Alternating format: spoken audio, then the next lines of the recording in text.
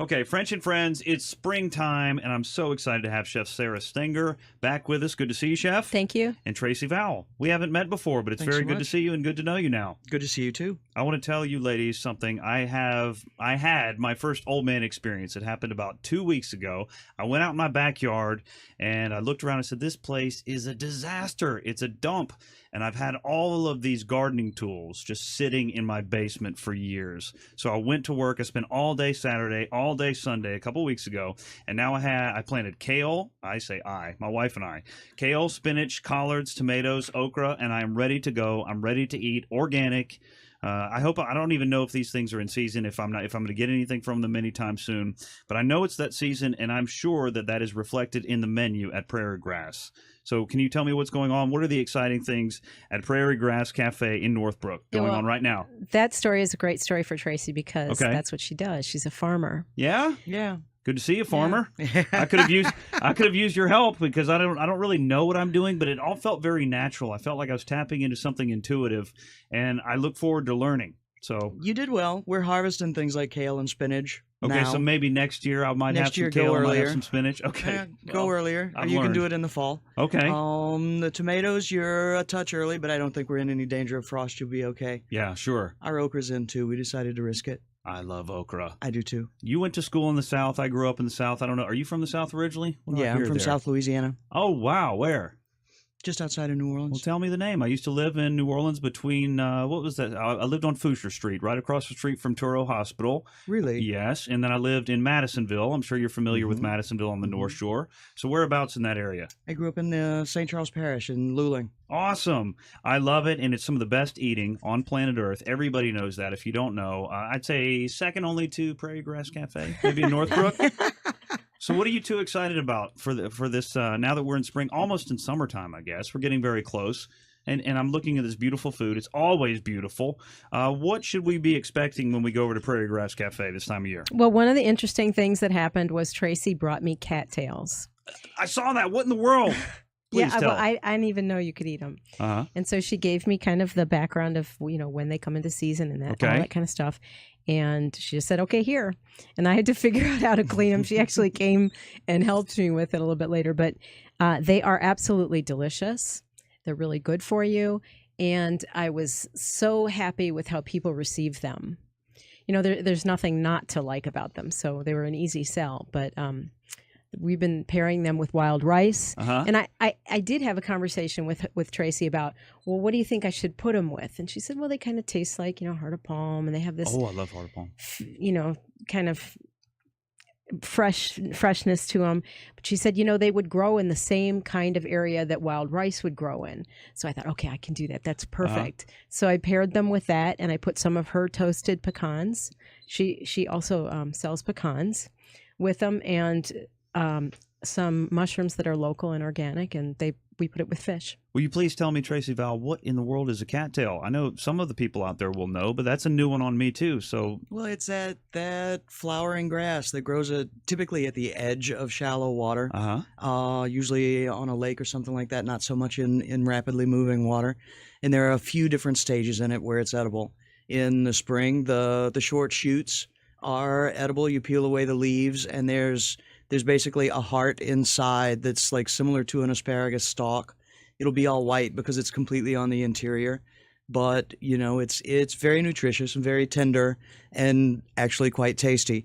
Later in the season, when the little cattails themselves, the flower heads are coming, those are edible when they're immature, and the pollen is particularly prized. You actually just shake the cattail heads in a bag or something and get the pollen off. We won't be doing that. That's a whole lot of work for a very little bit of stuff. Yeah. And then at the very end of the season, you can actually go dig them up out of the water, dry the roots, and use the roots as flour. Now, where around here are you harvesting these from? That's secret. We can't tell. Oh, okay. Now, I'm going to try this, and I'm sure it's going to be absolutely wonderful. Go ahead. Raw is good, Mm-hmm. and these are sautéed, and that's Lovely. delicious. Yeah. It's got a nice snap to it, really How many? fresh. Yes, it does. Tracey, how many things out there?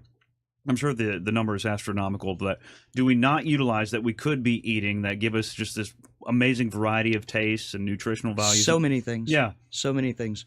And it's interesting. In the summer we do a couple of greens that are actually on the superfood list, and most people don't consider them food at all. They consider them, the bane of the garden. They're weeds. And we're just walking by them all the time, or all maybe the we time. take a hike and all the time. And there are a few things in the world that are more nutritious, and they're good. It's amazing to me how we get in these habits. I think culturally we're developing, though, aren't we? We're evolving, perhaps. Let's hope. As we hang out with people like you and Chef Sara Stegner, who are educating us on what we can use, and we don't have to rely on some of the, I don't want to, maybe the bigger farm methods that we've done in the past, and we can just go small. Well, one It'd thing be good for us. I think you're going to see that there's a real swell right now. An emphasis on foraging. And it's always kind of been an underlying theme, but right now it seems to have stepped up. And that was one of the conversations that we had about what do I incorporate into my menu? What inspires me? What brings things to life for me? So as I was looking at that, I said, I read that spruce is also edible. And she's like, oh yeah, it is. And she said, and I got one in my yard. So she sent me pictures of her up in the tree. And she said that a robin was dive bombing her, and she was very careful to not damage the nest. Fun. But the spruce is really interesting. Now, it's got a very astringent, strong flavor. If you just pick it off a tree and eat it, maybe you're not going to love it. Right. But I paired it with warm farm egg, a little avocado, a cheese called Cauda that's a local cheese, and then her greens and Caesar dressing. And the Caesar dressing, because it's familiar to everybody and it has a good, strong flavor. And then when you add the spruce in, it gives it full body deliciousness to it. Those are two things that I've learned today that are edible, and I had absolutely no idea. And I find the prospect of consuming them delightful and exciting. Do you get a lot of people who are nervous, maybe nervous about these things, and then they find out, like me, like you've kind of had a culinary epiphany as a diner? Well, the first 3 or 4 days that I had it on the menu, every time somebody ordered it, I went out to the table. I wanted to see their reaction, right. And people were really curious. Now, most people did not order the salad because it had spruce. They ordered it because of Tracey's kale, and that's what attracted them, and then the Caesar dressing with that. So that combination. But all of them appreciated the flavor. And yes, it's distinctive, and you could taste it in the salad. So that body really came out. So kale is still hot, isn't it? It's still on the list of... It seemed like it lulled for a couple of years, and for whatever reason this spring, yeah, it's really, really big again. And I don't know if it's out, but you remember when everything was bacon? It'll never go away, but kale was it. And then, I don't know, maybe cattails? Maybe cattails. What are some of the other fun things you like to get over to Chef Stegner? I send her some of just about everything we produce. She's one of our biggest supporters. It seems at times she actually puts things on the menu to lean towards using products that we have, which I'm always very appreciative of. She sells our greens with great vigor while we have them in the spring and the fall. I look forward to watermelons and sweet corn and that kind of stuff. That's more typical summer vegetables. We do winter luxury pie pumpkins specifically for her that we've grown for years now that are a really big deal with us. Tracey has beans, all kinds of different beans that we use, and she has cornmeal that we use for polenta, and that's on the menu right now with our lamb sausage. Yeah. So some of those staples that as well. And this is obviously seasonal. A lot of these things are seasonal. Have our habits as Americans been kind of out of whack with the seasons, where we want avocados or we want mango or we want this when it's really not the time? And how can we be more mindful of that if we're not just going to the grocery store, or where should we be going to kind of educate ourselves on these type of things?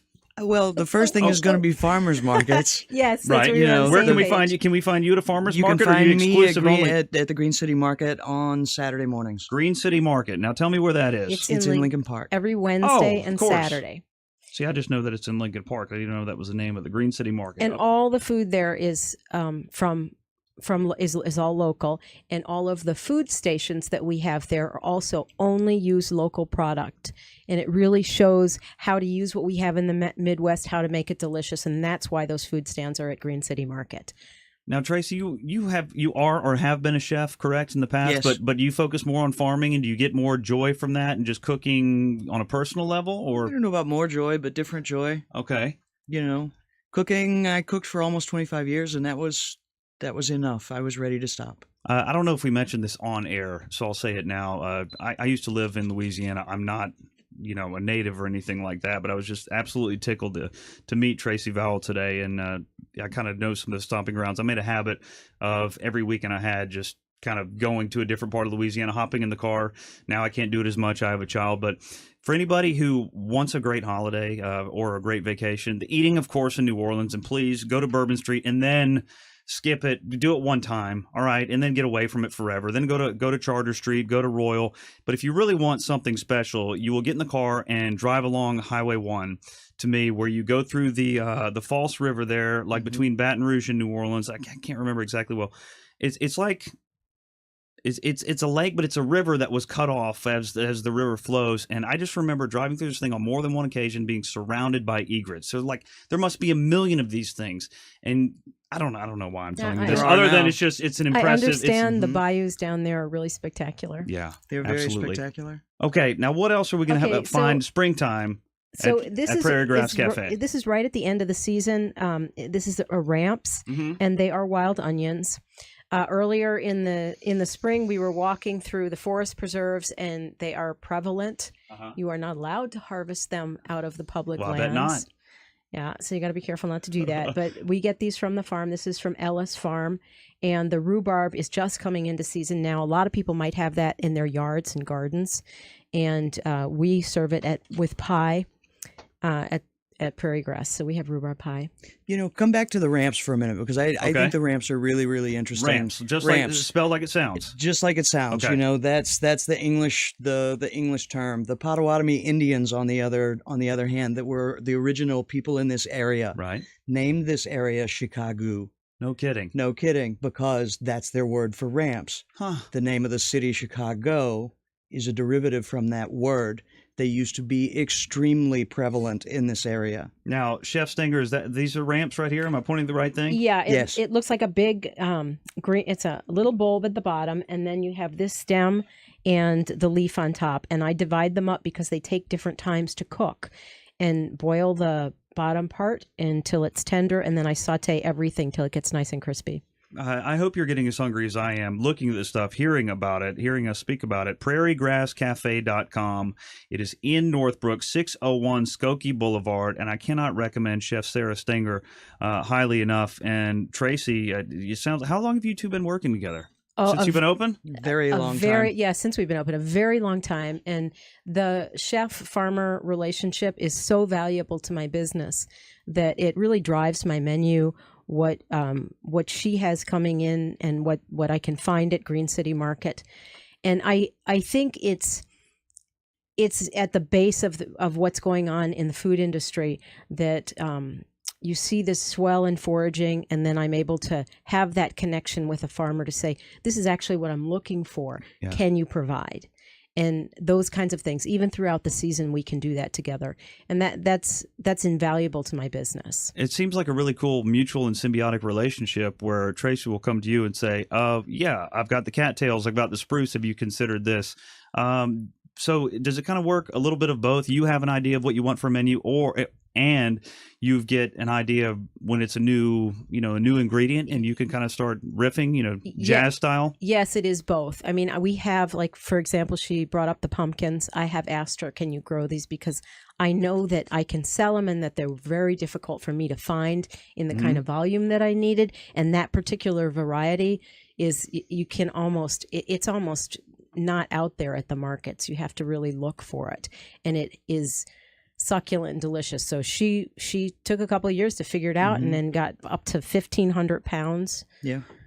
It's a spectacular pumpkin, but it doesn't store like most pumpkins. And it doesn't size up like most pumpkins. Smaller. And it doesn't look like other pumpkins. It's not pretty. I think it's pretty, but it's got like a webbing on the outside of it that everybody's used to, that shiny dark orange pumpkin. This doesn't look like that. Yeah. So I had the streamlining of the food chain, it just kind of fell out of favor. because it doesn't look like the stereotypical picture of what a pumpkin's supposed to look like. So it goes both ways. Yes, you're right. And the other way is for her to say, this is what I have for you to work with and how much do you want of it. Fine. And then I have to figure out how to cook the cattails and if you want to see, hey, will we see you at times at the market? Yes. At Green City Market? Okay. Maybe you can see Tracey Vowell or Chef Sara Stegner at the Green City Market. For more information on that, greencitymarket.org. And of course, Prairie Grass Cafe, prairiegrasscafe.com. Now I see a couple other things here. Am I supposed to talk about here? Where did I see that? One thing that I really wanted to say is another food trend that I feel very strongly about, that it is taking root, but it needs to have exposure. And that's one of the reasons why I'm here, that we've gone through this whole phase of don't eat this, don't eat that, don't eat sugar, don't eat flour. And I think it's very important to focus on the things that there is a huge abundance of and are really good for us, what we should be eating. And a chef's job is to make that taste good, to make it approachable so that people don't feel intimidated by it. And one of the beauty of having Tracey as both farmer and chef is when you walk up to her stand and you want to eat kale, but you're not quite sure what to do with it, or beets, or whatever it is, she can give you the information. And that component that chefs offer is so valuable. French and Friends here. We're speaking with Chef Sara Stegner and Tracey Vowell. What do I call you? Farmer? Farmer's fine. Farmer's cool? I'm good with farmer. I was thinking the other day, when I had my hands all dirty, I was like, you know what? I might have been an okay farmer. And psychically, I felt a lot better than when I was stuck in a tower downtown. You know, I really do feel better when I get a little dirty and I start to smell bad, and then I can just wipe dirt on my hands. She doesn't smell bad, okay? No, I'm not saying that. Okay, French and Friends, just another minute or two. Let's take a quick break and talk some more. Food trends, fine dining, farming, all that good stuff. Okay, French and Friends, more coming up. French and Friends, my name is David French. I think. I'm so embarrassed. I thought every time I try to do something off the top of my head instead of go by protocol, which is I've got somebody in here, and even if it were my mother, I would have to write some things down. Chef Sara Stegner is here.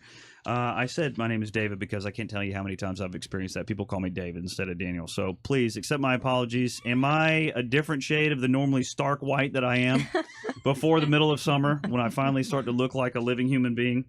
Chef Sara Stegner is here. Prairie Grass Cafe, prairiegrasscafe.com. I strongly suggest you hit it. 601 Skokie Boulevard in Northbrook. Tracey Vowell is here. Farmer. Super cool person, too. What do we want to talk about? Oh, I know something cool coming up. The Green City Market Barbecue, July 20th? Yes, is this it's correct? July 20th. I take it that's a weekend. It's a Thursday night. I take it it's a Thursday. Yes. Okay, July 20th, that's a Thursday. Green City Market Barbecue. Tickets you can get. greencitymarket.org. Now, what do we have to look forward to at the barbecue? I love a good barbecue. Well, there's over 100 chefs from the city that are farm-to-table chefs that are committed to doing an entirely local Midwestern dish product that's purchased from local farmers and from Green City Market. And it showcases what we have the best of the season. It also brings a lot of money to the farmers on that day, and it raises funds for the market to operate. I want to ask you, many farmers around here, many chefs. Now, what makes one farmer's produce or products better than another's? Is it luck of the draw with the soil? Is it tender loving care? What makes, like, if I got rhubarb from you versus another great farmer around here, why would I prefer one over the other? I'm just out of curiosity. What is that cosmic roll of the dice that makes things different? Who knows? Well, I mean, you hit the biggest one, which is the soil itself. Okay. But, right behind that is the farmer. Perhaps I water more. Perhaps I use spring water instead of well water, or my timing is better, or, I tend to be much more south than a large number of the other farms that are coming to Green City.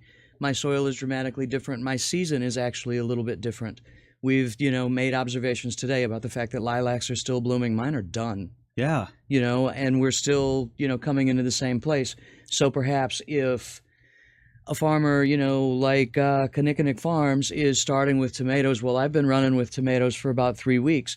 His first of the season tomatoes might be truly spectacular, just based on the fact that it's coming into season where my plants are that much older. But also, when, like, for example, with local strawberries that are coming in, many of them have very subtle differences that are absolutely delicious and spectacular. And you eat it from one farm stand and it's wow this way, and then another farm stand and it's wow that way. So it's not always which one is better. They just have distinctive qualities about them. So you can shop and pick from all of them. Yeah, and there are a million different varieties of things too. You know, one farmer grows variety A, another grows variety B. You know, I've certainly come across varieties that were acceptable but that I would never grow again, and some that I run back to exactly that same thing year after year after year. How much are you relying on tradition and experience, and then how much of each season is a little bit of learning? All of every season is learning. Yeah, you know, it's always different. I don't want to say you're battling against, but you have to figure out how to use Mother Nature to your advantage. You know, her goal is to make everything on the planet green, everything. You know, so we have to figure out how to get the greenness into the plants we want and keep the plants that we don't want at bay. And go ahead. And as an Chef. interesting example, Tracey was telling me that last year her okra was really spectacular. Yeah. And maybe it's where she put it or the water or whatever other elements that went into it. But it was incredible batch. So, I mean, it just happens the season. Farmer Vowell, how much do you rely on technology and the internet, and how much is it just kind of going old school and watching the sun? And I'll tell you why I asked that. I was watching a cool documentary on China, and the farmer starts opening his windows when it gets close to springtime, and as soon as the first swallow comes in, flies through, he knows it's time to go, I don't need to plant the rice or harvest the rice or something like that. So, you know, how much you researching, studying, you know, using any technologies available, and how much is kind of like, it feels right? I do a fair amount of research, but I'm probably more a seat of my pants farmer than most. Yeah. You know, I wait for the spring croakers to really start croaking, and then I know it's time, and then it's time to get going. It's really time to get going. I might do, you know, a planting or two of really hardy stuff before then. But once those frogs go, it's, you know, it's coming. It's right around the corner. That really is cool. Something else you mentioned the Earth wants to make everything green, and I was astounded by something I read this morning, and that's scientists who study satellite images have found in various parts of the world forests that didn't exist a decade ago, 7 times the size of Texas, parts of sub-Saharan Africa, parts of South America, various parts of Asia, and I just had the thought. With or without us, the earth is going to heal and cleanse itself. Obviously, we want to help it along. Are you seeing any new things since you've been at it in this area kind of crop up or flourish that maybe they didn't when you started? I mean, the answer can be no. It's okay. I'm just curious. The answer isn't no, but I bought a highly distressed piece of land that had been farmed in the conventional manner for a very, very long time. Right. So I've watched a lot of things change in my little piece of land, you know, both good and bad, depending on how you look at it. The first couple of years, we didn't really have any weeds. We didn't have much of anything other than what we planted, what we fertilized, and what we took care of. As the chemicals in the land dissipated and we planted cover crops, they performed pretty poorly the first couple of years. You know, I kept trying to plant root vegetables, and our soil was so tight that you couldn't get them out of the ground. Wow. You know, and for whatever reason, as a chef, I had decided the thing that I want to do most is to pull things up out of the ground. That's, you know, number one on the list of reasons why I wanted to be a farmer. And then we got there and we grew the carrots and we grew the beets. We had to dig them all out with a shovel. You know, and when we did, we found that they were misshapen or stumpy or whatever because the ground itself was so hard. You know, in 17 or 18 years of working with it, I can pull carrots out of the ground. So something just occurred to me I never considered before. Weeds, a good thing. They show that the soil is healthy. So you just need to physically get involved in whether it be a machine or your hands or whatever it is, and then you're obviously going to have better products. Well, and you got to rub them in too, because I mean, when the lamb's rope them in. Oh, okay. When the lamb's quarters and the purslane and the amaranth and stuff like that comes, maybe you want to kill some of it, maybe you want to eat some of it, maybe you want to sell some of it, because those things are entirely edible. Yeah. Entirely Purslane edible. is a good one. Purslane is a really good one. Purslane? Yes, it's Beautiful. really good for you, and it's great in salads, and it's good to saute. Well, Chef Sara Stegner and Tracey Vowell, I think I've got a new goal for the summer is to try at least 10 things, most of which you name that I've never eaten before, and make sure I'm familiar with them by the end of the summer. This is all very cool. Okay, where do we find you, Chef Sara? Prairie Grass Cafe in Northbrook. Prairie Grass Cafe in Northbrook, 601 Skokie Boulevard. Also want to remind you to see both of these fantastic professionals, and I'd say artists too, really. Green City Market Barbecue. Tickets available, greencitymarket.org. That's July 20th. Hope to see you there. Go check out Prairie Grass Cafe. Get yourself a reservation. Go see Chef Sara. You can also follow her on Twitter. Am I going to get a lot of cool pictures? You taking pictures of stuff on there or Instagram? Yeah, me too. Okay, well, you're going to have to start doing more because I just said that you do. On Twitter, at Sara Stegner, SarahStegner. Anything else other than I'm going to come see you? No, come and try the cattails. Okay, but you got to come quick, too, because they're not in season too How much longer for cattails? We'll probably do them one more week and then we're done. You better hurry. French and Friends, more coming up.